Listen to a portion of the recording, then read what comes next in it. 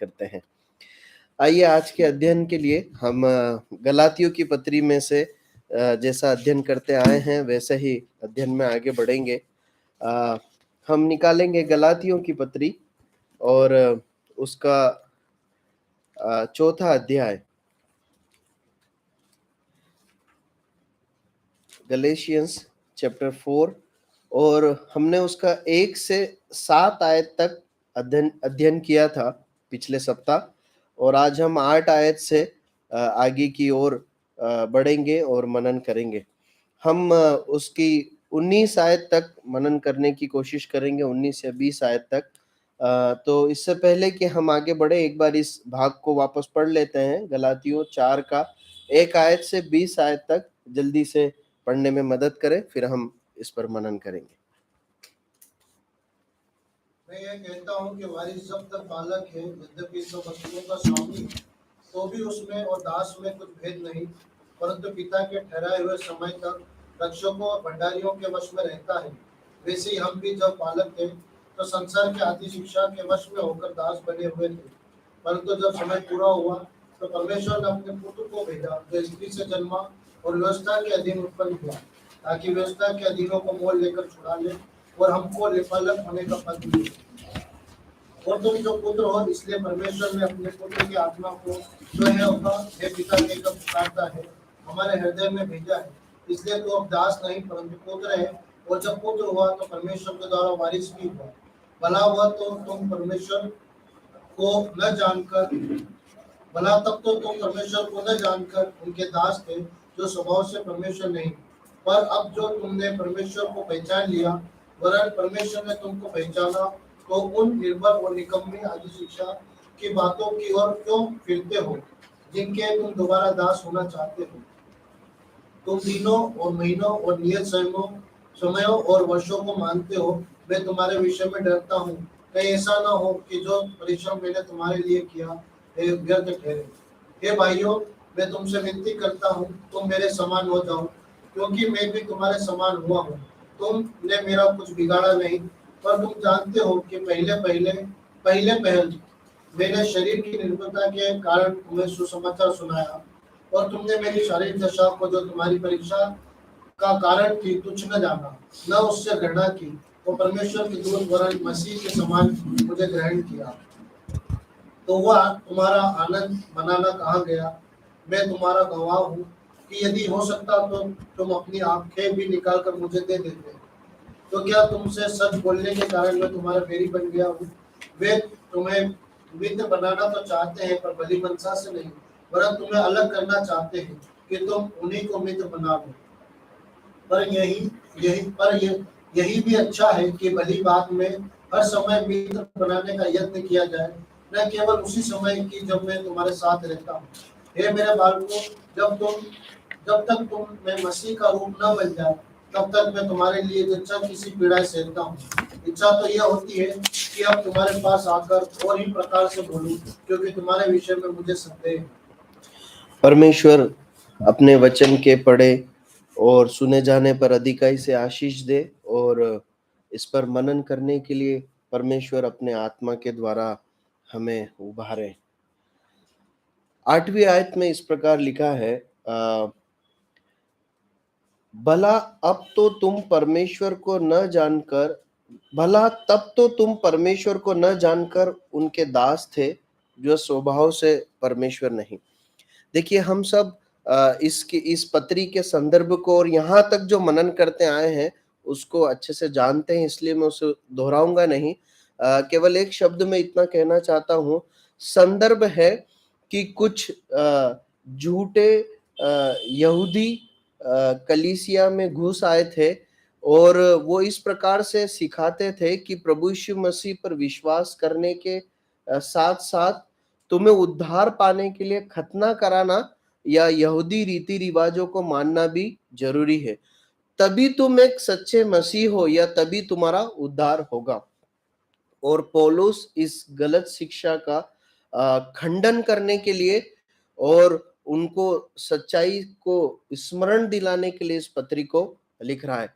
और हमने पिछले अध्ययन में बहुत अच्छे से इस बात को समझा था कि किस प्रकार जो है एक बालक जैसे अधीनता में रहता है, वैसे एक समय तक परमेश्वर ने व्यवस्था के अधीन लोगों को रखा, ताकि समय आने पर वो सब कुछ मसीह के अधीन हो जाए।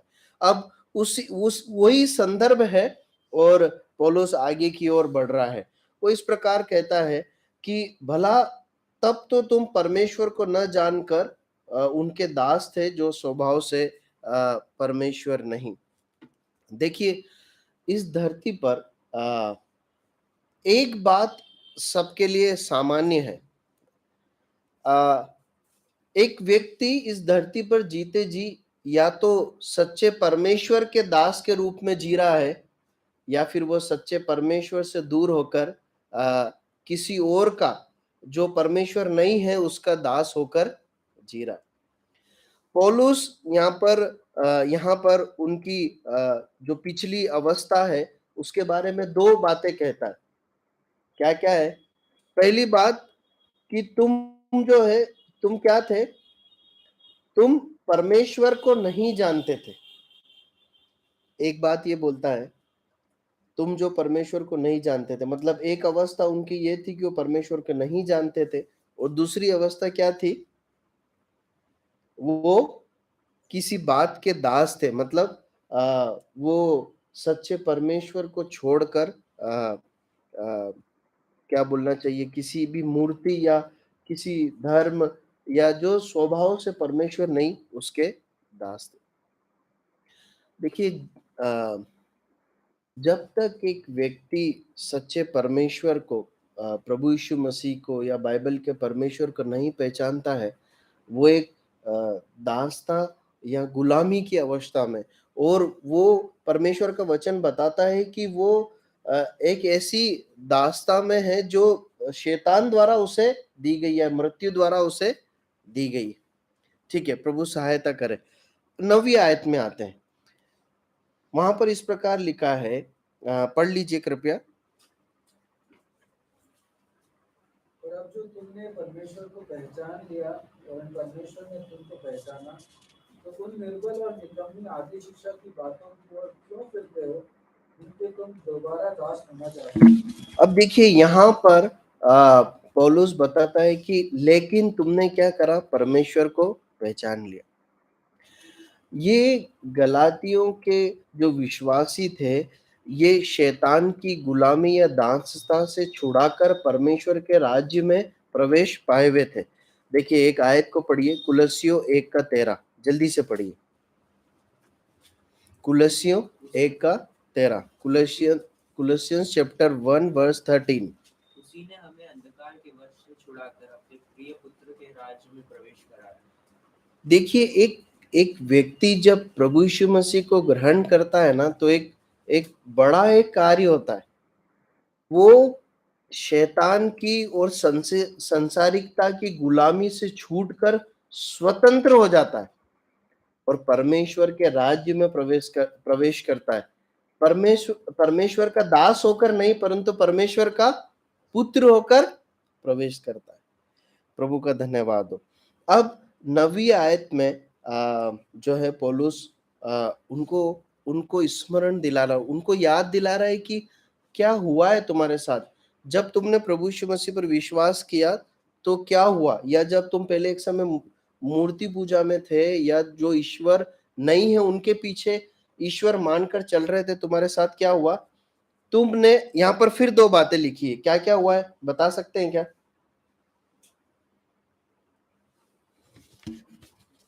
तुमने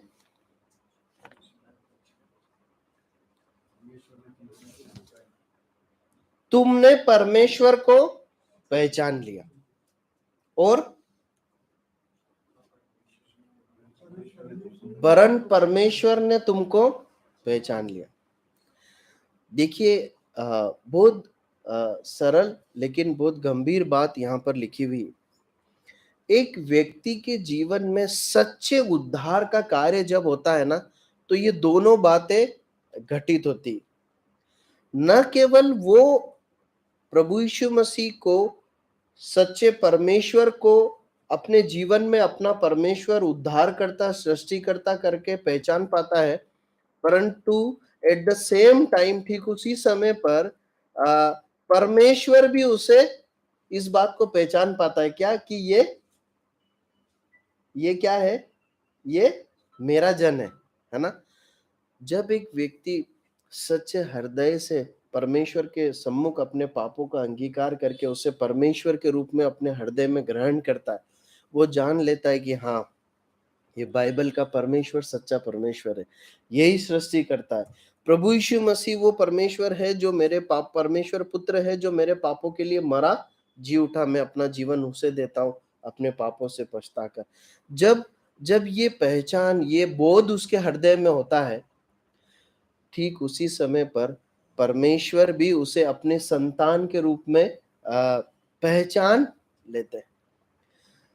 ये दोनों कार्य जब एक व्यक्ति के जीवन में होते हैं ना, तभी वो परमेश्वर के संतान है। देखिए, इसको स्पष्ट रीति से समझने के लिए दो भागों को पढ़िए। मत्ती रचित सुसमाचार 25वां अध्याय 11 और 12 आयत पढ़िए।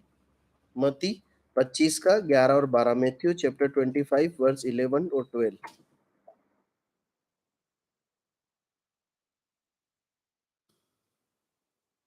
इसके बाद में दूसरी कुंवारियां भी आकर कहने लगी, हे स्वामी, हमारे लिए द्वार खोल दे। उसने उत्तर दिया, मैं तुमसे सच सच कहता हूँ कि मैं तुम्हें नहीं जानता। ठीक है, आप इस कहानी से बहुत परिचित हैं? कौन सी कहानी है, कौन सा दृष्टांत है? 10 कुमारियों का। 10 कुमारियां किससे मिलने निकली थी? दूल्हे से। 10 निकली थी ना, कोई डाउट है क्या? नहीं है। 5 दूल्हे से मिल गई। वो जो दूसरी 5 है, वो दूल्हे को क्या बोल रही है? क्या बोल रही है? मुझे, हमें आने दो। मतलब वो दूल्हे को जानती है या नहीं जानती है? जानती है ना, तभी मिलने निकली। लेकिन दूल्हा क्या बोल रहा है? मैं नहीं जानता। आप समझ रहे हैं अंतर को? एक और भाग इसी से मिलता जुलता है, मत्ती 7 का 22 और 23वीं आयत।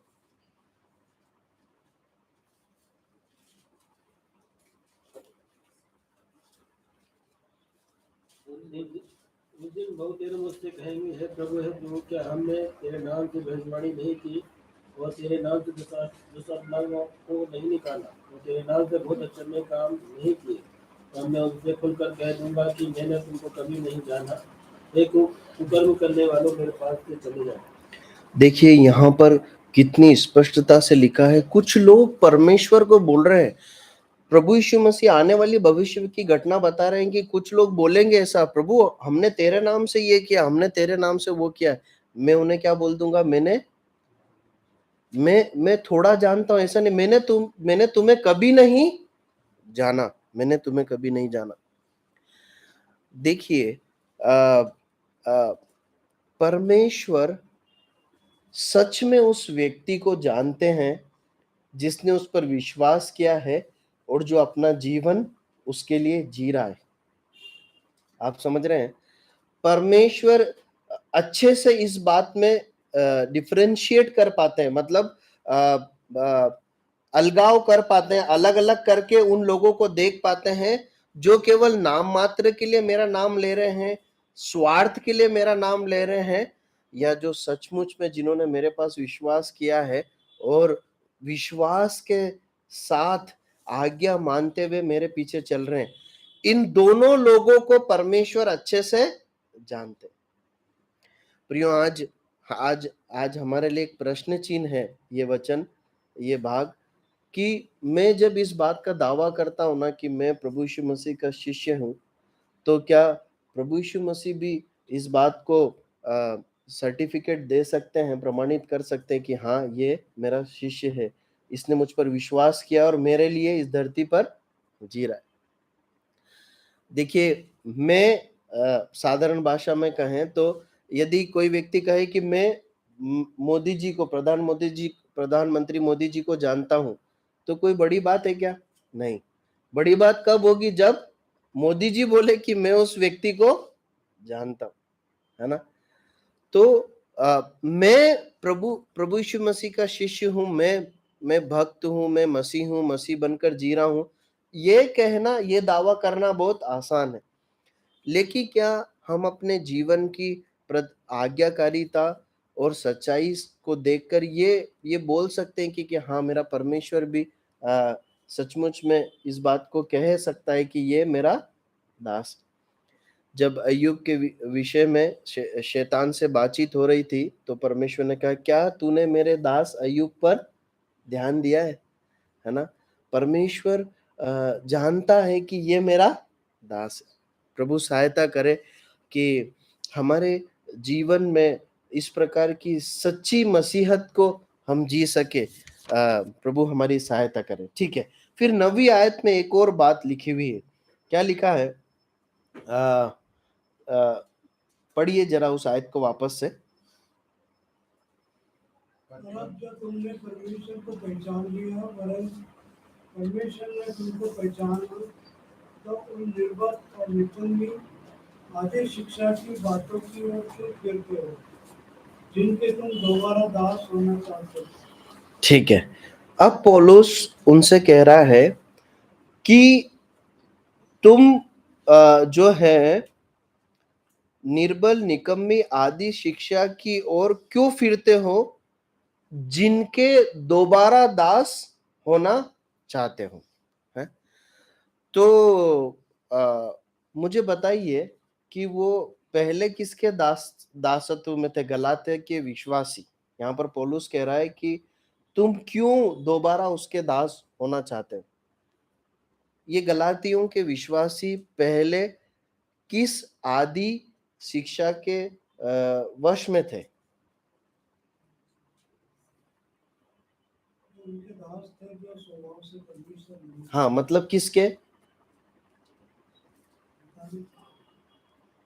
हाँ, मतलब पुरानी आदि शिक्षा। क्या है वो? ये लोग कौन थे? गलातियों के विश्वासी पहले विश्वास में आने से पहले अन्य जाति थे। मतलब वो क्या आदि शिक्षा के रूप में क्या करते थे? मैं ये पूछना चाह रहा हूं। क्या करते होंगे? मतलब मूर्ति पूजा करते होंगे। ठीक है, किसी और ईश्वर को मानते होंगे, है ना? यहोवा परमेश्वर को नहीं मानते थे। ठीक है, अब पौलुस बोल रहा है कि तुम वापस उसके दास होना चाहते हो, है ना? यही बोल रहा है ना? अब मुझे बताइए कि अभी तक जो अध्ययन हमने किया उसमें क्या समझ में आता? गलाती के विश्वासी किसके दास होना चाह रहे थे? किस ओर बढ़ रहे थे? नहीं, अब वो किसकी ओर बढ़ रहे थे? आदि शिक्षा। वापस से वही पुरानी व्यवस्था हाँ, किसकी ओर बढ़ना चाहते थे? मूर्ति पूजा की ओर? फिर व्यवस्था के पालन करने, व्यवस्था की पालन करके। ठीक है ना? मतलब वो वापस मूर्ति पूजा की ओर नहीं बढ़ रहे ना? कोई डाउट है क्या इसमें? नहीं है ना? हम यही तो अभी देखते आए हैं। समस्या क्या उत्पन्न हो गई थी? वो व्यवस्था का पालन करने और व्यवस्था की बातों को मानने जो यहूदी लोग आकर सिखाने लगे थे, वो उसके पीछे चलने पड़ लगे थे। वो पर्व वगैरह कुछ 10वीं आयत पढ़िए, क्या लिखा है? दिनों और महीनों और नियत समयों और वर्षों को मानते हो। हाँ, ये कौन सिखा रहा था उनको मानना? यहूदी लोग। ठीक है, अब इस वचन की गंभीरता पे ध्यान दीजिए। पौलुस गलत शिक्षाओं को या मसीह के द्वारा अनुग्रह से मिले उद्धार में व्यवस्था को मिलाने और जो पुराने समय में धर्म विधियां, नियम और पर्व दिए गए थे, उनको मिलाने को लेकर कितनी गंभीर बुराई से जोड़ रहा है। वो इस प्रकार कहना चाहता है, यहां पर उसके कहने का अगर सरल करके अर्थ समझे, कि जब तुम प्रभु यीशु मसीह पर विश्वास नहीं किए थे, तब तुम मूर्ति पूजा करते थे, तुम स्वभाव से जो परमेश्वर नहीं उसके पीछे चलते थे। और अब यदि तुम मसीह को छोड़कर व्यवस्था पर चलना चाहते हो, यदि पुराने जो है यहूदी धर्म के नियम, विधियों को और पर्वों को मानना चाहते हो, तो मसीह को छोड़कर ऐसा करना किसके समांतर है? किसके समांतर है? मूर्ति पूजा के समांतर है। आप समझ रहे हैं? व्यवस्था को, मसीह को छोड़कर व्यवस्था मतलब 10 आज्ञा और विधियों को मानना, मसीह को छोड़कर मानना किसके समान ठहरेगा? किसके समान ठहरेगा? मूर्ति पूजा के समान घृणित पाप ठहरेगा। अब आप ध्यान दीजिए कि बाइबल में से अगर प्रभु यीशु मसीह और उसके अनुग्रह और उसके उद्धार को, परमेश्वर के प्रेम को हटाकर कोई व्यक्ति बाइबल के पीछे चल रहा है, इसका मतलब वो क्या कर रहा है? क्या कर रहा है? मूर्ति पूजा जैसा घृणित पाप कर रहा है। आप समझ रहे हैं? देखिए, परमेश्वर का वचन गलत शिक्षा को कितनी गंभीरता से, गलत शिक्षा के विरुद्ध कितनी गंभीरता से चीजों को सिखाता है। देखिए, कभी भी गलत शिक्षा का समर्थन मत कीजिए, है ना। मैंने कई लोगों को ऐसा बोलते हुए देखा है कि गलत शिक्षों के बारे में ऐसा बोलते हुए देखा है कि कोई बात नहीं, वो कम से कम मसीह का नाम तो ले रहे हैं, ठीक है, कोई बात नहीं, वो कुछ गलत तो नहीं सिखा रहे हैं, सिखा तो भला करना ही सिखा रहे हैं ना। आप समझिएगा, गलत शिक्षक गलत बातों को नहीं सिखाते, है ना। मतलब वो अपने भाषण में या अपने संगठनों में पाप करना नहीं सिखाते, आप समझ रहे हैं, लेकिन वो बहुत चतुराई से परमेश्वरत्व को, यीशु मसीह के ईश्वरत्व को, उसके पुनरुत्थान को, उसी के द्वारा उद्धार होगा, इस बात को, अनंत जीवन को, उद्धार की जरूरत को, और वो मनुष्य पापी है और उसे उद्धार की जरूरत है, इस सच्चाई को बड़ी बहुत ट्रिकी तरीके से क्या करते हैं मालूम है, वो हटा देते हैं, वो गोलमोल करके वहां से उसे गायब कर देते हैं, और वो ऐसे एक भाषण को देते हैं जो मनुष्य को बहुत मजेदार लगता है, या तो वो इंटरटेन करता है या फिर जो है उन्हें क्या प्रदान करता है मालूम है,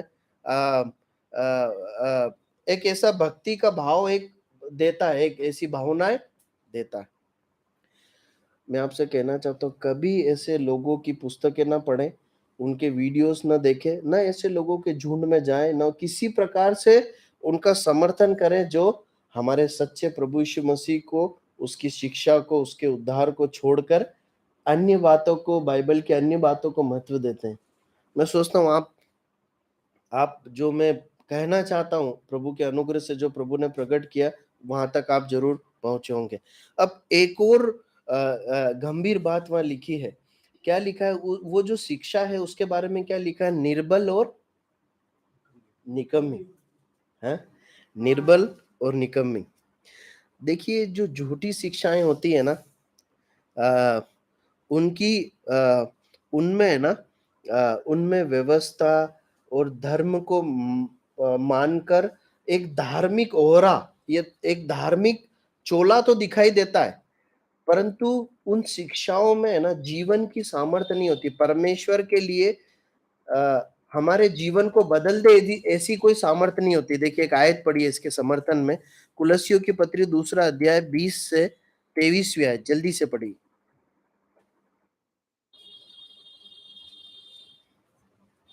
कुलस्सियों 2 अध्याय 20-23, कुलस्सियंस चैप्टर 2 वर्स 20 to 23। और उसके क्रूस पर बहे हुए लहू के द्वारा मेल मिलाप करके सब वस्तुएं का उसी के द्वारा, यही है क्या? जबकि तुम मसीह के साथ संसार की आदि शिक्षा की ओर से मर गए हो, तो फिर क्यों उनके समान जो संसार के हैं जीवन बिताते हो? तुम ऐसी बुद्धियों के वश में क्यों रहते हो कि ये न छूना, उसे न चखना और उसे हाथ न लगाना, ये सब वस्तुएं काम में लाते लाते नष्ट हो जाएंगी, क्योंकि ये मनुष्यों की आज्ञाओं और शिक्षाओं के अनुसार है। इन विधियों में अपनी इच्छा के अनुसार बढ़ी हुई भक्ति की रीति और आत्महीनता और शारीरिक योग्याभास के भाव से ज्ञान का नाम तो है, परंतु शारीरिक लालसाओं को रोकने में इनसे कुछ भी लाभ नहीं होता। अब देखिए, यहाँ पर बहुत स्पष्ट बताया गया है कि मनुष्य के द्वारा बनाई गई धार्मिकता और झूठी ईश्वरी भक्ति क्या है? क्या है? ये हाथ मत लगाओ, उसे मत छुओ, उसे मत खाओ, वहां जाओ, वहां मत जाओ, ये करो, वो मत करो। ये है झूठी मनुष्य द्वारा स्थापित की गई भक्ति। अब वो वचन इस प्रकार सिखाता है कुलस्सियों की पत्री में कि ये जो है ना, ये इस प्रकार की भक्ति के संपर्क में जब आप आते हो, या मनुष्य द्वारा ये जो धार्मिकता दिखाई जाती है, धर्म जो सिखाया जाता है, जब इसके संपर्क में आते हो तो ऐसा प्रतीत तो होता है क्या कि भक्ति का कुछ अभ्यास किया जा रहा है ना, लेकिन उनका प्रभाव मनुष्य की आत्मा तक कभी नहीं पहुंचता। वो मनुष्य को उसके संसारिक शारीरिक लालसाओं से विजय या छुटकारा नहीं देती। वो जो बातें है ना, इस धरती तक एक बढ़िया एक एक्टिविटी जरूर देती है, बहुत अच्छा योगाभ्यास लिखा है, बहुत बहुत बढ़िया एक अभ्यास तो प्रदान करती है, परंतु मनुष्य को योगाभ्यास की जरूरत नहीं है। मनुष्य को किसकी जरूरत है? पाप से छूटकर उद्धार पाने की जरूरत है। वो कहाँ जा रहा है? वो नरक में जा रहा है। उसे जीवित परमेश्वर की जरूरत है, उसे जीवित परमेश्वर की जरूरत है। इसलिए पौलुस उस शिक्षा को क्या बोल रहा है? निर्बल और निकम्मी शिक्षा। ये झूठे शिक्षकों की शिक्षाएं जो प्रभु यीशु मसीह के अनुग्रह को छोड़कर, उसके द्वारा दिए गए मुफ्त में उद्धार को छोड़कर जो कर्मकांड की शिक्षाएं है ना, या अन्य जो शिक्षाएं, वो कैसी है? निकम्मी और निर्बल है, वो किसी काम की नहीं। ठीक है, आगे बढ़ते हैं, 11वीं आयत में आते हैं। क्या लिखा है? पढ़ लीजिए। मैं तुम्हारे विषय में डरता हूँ, कहीं ऐसा ना हो कि जो परिश्रम मैंने तुम्हारे लिए किया है वो व्यर्थ है। इस आयत में भी है ना, हम 3 बातों को सीख सकते हैं। पहली बात, खरी शिक्षा को सिखाने में बहुत परिश्रम लगता है ना। खरी शिक्षा को सिखाने में बहुत परिश्रम लगता है, या ओब्लिक करके आप इसी में एक और पॉइंट लिख सकते हैं अगर आप लिख रहे हैं तो। खरी शिक्षा को सिखाने में परिश्रम लगता है, या फिर आप ऐसा लिख लीजिए कि हम पर खरी शिक्षा को सिखाने के लिए किसी ने परिश्रम किया है। ठीक है, यहां पर गलातियों की कलीसिया के ऊपर एक व्यक्ति ने परिश्रम किया था। कौन है वो? पौलुस है ना। दूसरी बात जो है, वो जो परिश्रम हम पर किया गया है और जो हमने सीखा है, उसकी रक्षा करना है ना, उसकी रक्षा करना है।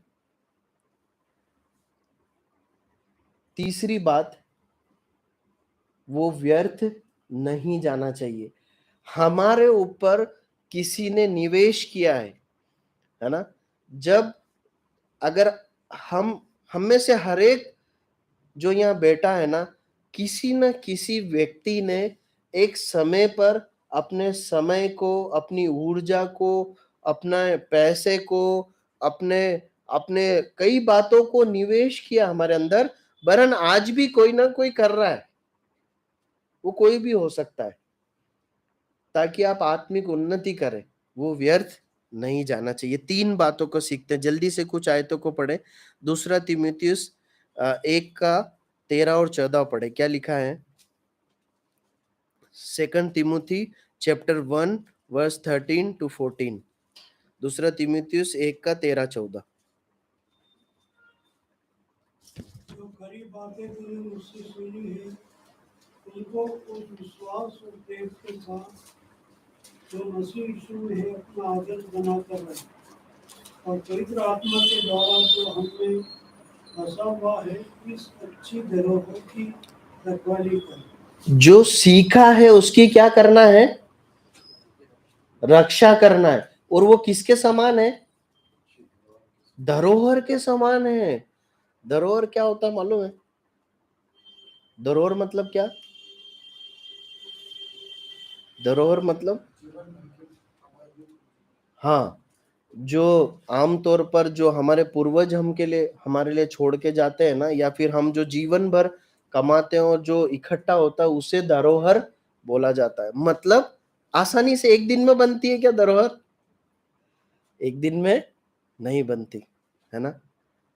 आ, आ, हम में से प्रभु ने अनुग्रह से जिन लोगों को घर दिया, एक दिन में बन गया क्या? नहीं बना, है ना। भाई बहन जी, इंदौर आने के कितने साल बाद घर खरीद पाए भाई बहन जी? 12 साल बाद, है ना। तो धरोहर कितने समय में बनी? 12 साल में। मतलब परमेश्वर के बड़े अनुग्रह से ये जो बाइबल है, इसकी जो शिक्षाएं आज जो हमें सीखने को मिल रही है ना, उपलब्ध है, मिली है, मिल गई है, जो हमने उद्धार पा लिया है, ये किसके समान है? एक बहुत कीमती धरोहर के समान है। इसे बहुत सजो के रखना है, इसकी सुरक्षा करना है, इस पर चलना है, इस पर मानना है, इसको और सीखने के लिए इसको परिश्रम करना, ये आपकी और मेरी जिम्मेदारी है। एक और आयत पढ़िए, 2 कुरिन्थियों 6 का 1 और 2। 2 कुरिन्थियों 6 का 1 और 2। और हम जो उसके सहकर्मी हैं यह भी समझते हैं कि परमेश्वर का अनुग्रह जो तुम पर हुआ व्यर्थ ना जाने दो, क्योंकि वह तो कहता है, अपनी प्रशंसा के समय मैंने तेरी सुन ली और उद्धार के दिन मैंने तेरी सहायता की। देखो अभी वह प्रसन्नता का समय है, देखो अभी वह उद्धार का दिन। देखिए परमेश्वर ने ना जो हम पर अनुग्रह किया है, वो व्यर्थ नहीं जाना चाहिए, व्यर्थ नहीं जाना चाहिए। कितनी ही बार विश्वासी बनने के बाद, प्रभु यीशु मसीह के शिष्याएं बनने के बाद भी हमने ढिठाई की है, विद्रोह किया है, पाप किया है ना, फिर भी आज हम परमेश्वर के अनुग्रह को चख पाते हैं ना। हमारा परमेश्वर कितना भला है, उसने वैसा व्यवहार नहीं किया। मैं आपको एक बात बताना चाहता हूँ। पिछले दिनों जिसने मुझे इस बात को बहुत और चखने का अनुग्रह दिया, और मैं बहुत मन ही मन बहुत शर्मिंदा हुआ। जो है हमारे कॉलोनी में, आप सब जानते हैं, मतलब सैमसन भैया को नहीं मालूम, बाकी शायद आप सबको मालूम, भाई विनय को भी नहीं मालूम होगा। हमारे मोहल्ले में 3 कुत्ते हैं, मतलब 2 कुत्ते हैं, 1 कुतिया है। तो वो कॉलोनी में ही रहते हैं, और आमतौर पर हम अपने बचा हुआ खाना जरूर उनसे बांटते हैं। तो जो है ये बहुत सालों से ऐसा होते आया है, ठीक है। लेकिन पिछले दिनों क्या हुआ कि उसमें से एक कुत्ते ने एक गलती करी। वो ये है कि वो कहीं से एक कुछ सड़ा हुआ मांस का टुकड़ा लेके आता और वो हमारे गेट पर उसे खाता। अब उससे क्या है, वो शायद मुर्गी कुछ लेके आता था कहीं से, तो उस वजह से क्या है, वो बहुत स्मेल और वो उसके पर वहां रह जाते हैं। और ये आमतौर पर तब होता जब हम रात में सोते या फिर हम चर्च के लिए यहाँ आते। तो उसने ऐसा किया, इसलिए मैंने घर में ये आदेश निकाल दिया कि जब भी अब ये तीनों दिखेंगे, इन्हें क्या करना है? मारना है, ठीक है। तो इन्हें भगाना है, अब इन्हें यहाँ बैठने नहीं देना है।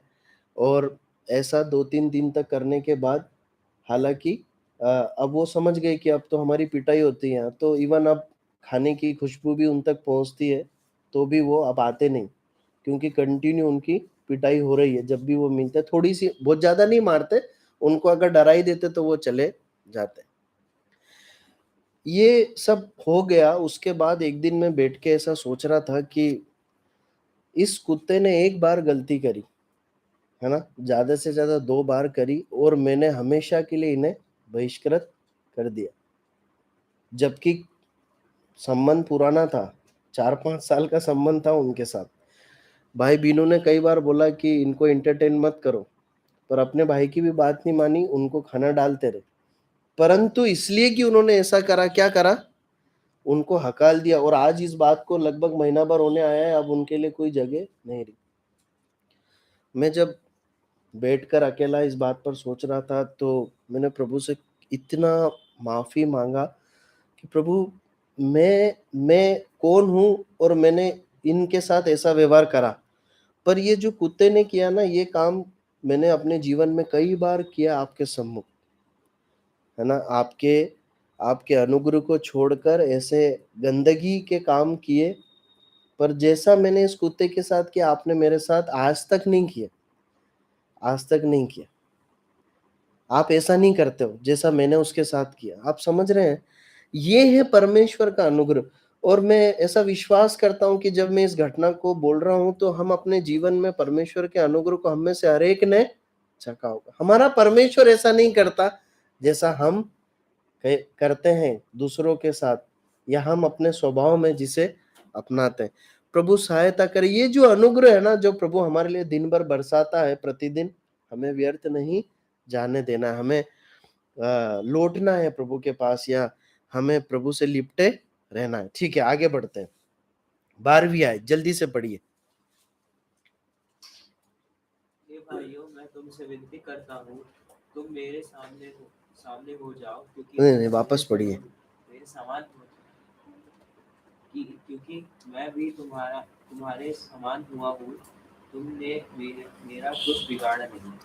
ठीक है, अब यहाँ पर फिर 3 बातें पौलुस कह रहा है। पहली बात क्या बोल रहा है, बताएंगे? हाँ, उसके बाद क्या बोल रहा है? तुम मेरे समान हो जाओ, पहली बात। दूसरी बात, मैं भी तुम्हारे समान हूं। और तीसरी बात, तुमने मेरा कुछ बिगाड़ा नहीं। अब पौलुस कहता है तुम मेरे समान हो जाओ, मतलब क्या है? देखिए, संदर्भ से जोड़कर इस आयत को समझेंगे तो हम एक सही निष्कर्ष पर पहुंच सकते हैं। बाइबल पंडितों का ऐसा मानना है। जब मैं चीजों को रेफर कर रहा था, पौलुस जब कह रहा है तुम मेरे समान हो जाओ, मतलब पौलुस एक समय कौन था? एक समय कैसा था? यहूदी था। आप समझ रहे हैं, यहूदी था। और यहूदी होकर बहुत कट्टरता से वो किसका पालन करता था? व्यवस्था का, धर्म, विधि, नियमों का पालन करता था। लेकिन अब करता है क्या? नहीं करता है। इसलिए पौलुस क्या बोलता है, तुम किसके समान हो जाओ? मेरे समान बन जाओ, जो व्यवस्था से एकदम स्वतंत्र है, जो प्रभु यीशु मसीह के अनुग्रह और उसके द्वारा दी गई आत्मा में अपने जीवन को जीता है। मैं चाहता हूं तुम मेरे समान बन जाओ। अब वो कहता है क्योंकि मैं भी तुम्हारे समान हुआ हूं। अब ये कहने का मतलब क्या है? अब ये कहने का मतलब इस प्रकार से हम समझ सकते हैं कि गलातियों की विश्वासी कभी भी व्यवस्था के अधीन रहे हैं क्या? कभी भी रहे हैं क्या अपने जीवन काल में? गलातियों के विश्वासी नहीं रहे, क्योंकि वो तो व्यवस्था को जानते ही नहीं थे। मतलब व्यवस्था की ओर से बहुत स्वतंत्रता से वो रहे हैं। पौलुस क्या बोलता है, मैं भी तुम्हारे समान उस स्वतंत्रता में आ बना हूं। मतलब जैसे तुम व्यवस्था को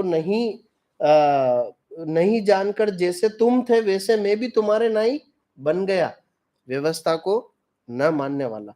ये एक सत्य समझ में आता है जो पौलुस गलातिया की कलीसिया को कहना चाहता है।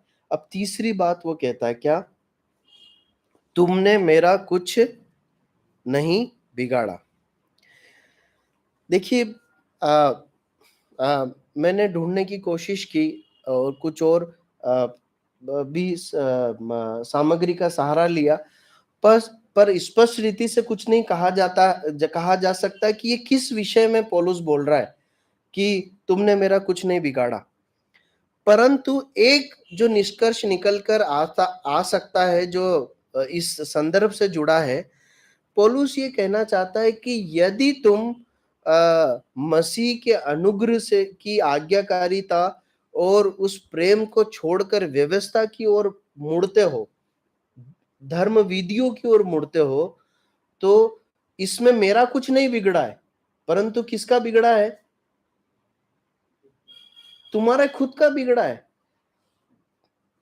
मेरा नुकसान नहीं है, ये तुम्हारा नुकसान है, तुम्हारी आत्मिक उन्नति का नुकसान है, तुम्हारे व्यक्तिगत परिवार का, तुम्हारी कलीसिया का नुकसान। ये एक सत्य यहाँ पर समझ में आता है। प्रभु सहायता करे। हमारा समय समाप्त हो गया, हम यहीं समाप्त करते हैं। प्रभु सहायता करे कि इन वचनों को जो आज हमने सुना है, मैं और हम सब मिलकर अपने व्यवहारिक जीवन में लागू कर सके और प्रभु के नाम की महिमा के लिए जी सके। प्रभु के नाम की महिमा।